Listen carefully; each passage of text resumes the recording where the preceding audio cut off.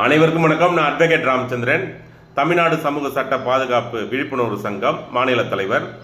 இன்னைக்கு ஒரு செக்ஷனை பற்றி பார்க்க போகிறோம். 78 தொடர்ச்சியாக தமிழகத்தில் நாளுக்கு நாள் நடந்து கொண்டு இருக்கிறது. ஏதாச்சும் ஒரு பிரச்சனை நம்ம பார்த்துட்டு இருக்கோம்.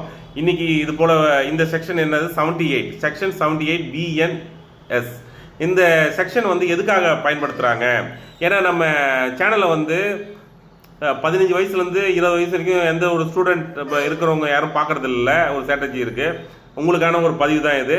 அதாவது இந்த ஒரு பெண்ணை சம்பந்தம் இல்லாமல், அவங்களுடைய இசைவு இல்லாமல் அவங்கள ஃபாலோ பண்ணுறது, அவங்க டேட்டா கலெக்ட் பண்ணுறது, அவங்களுக்கு தொந்தரவு கொடுக்கும்போது இந்த செக்ஷனில் தான் வழக்கு தாக்கல் செய்வாங்க. போலீஸார் புகார் கொடுத்தா இந்த செக்ஷன் தான் வழக்கு தாக்கல் செய்வாங்க. இதில் உடைய தண்டனை நீங்கள் first no previous case first அஃபெண்டராக இருந்தீங்கன்னா உங்களுக்கு 3 வருஷம், மறுபடியும் நீங்கள் குற்றம் பண்ணீங்கன்னா 5 வருஷம். இப்போ தமிழ்நாடு அமெண்ட்மெண்ட்டில் சட்டத்துறையில் லெஜிஸ்லேட்டிவ் அசம்பிளியில் சட்டம் ஏற்றிருக்காங்க.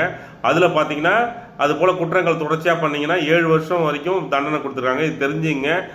இது போல் சம்பவங்கள் நிறைய இடத்துல நடக்குது. அதாவது ஒரு பெண்ணை பின்தொடர்ந்து அவங்களுடைய அனுமதி இல்லாமல், அது சில மாணவர்கள் தெரியாமையும் இது சட்டத்தை தெரிஞ்சுக்கணும், அதோடைய தண்டனையை பற்றி தெரிஞ்சுக்கணும்.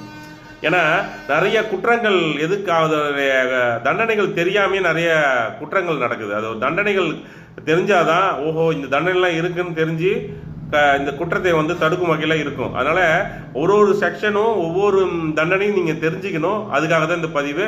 நன்றி, வணக்கம்.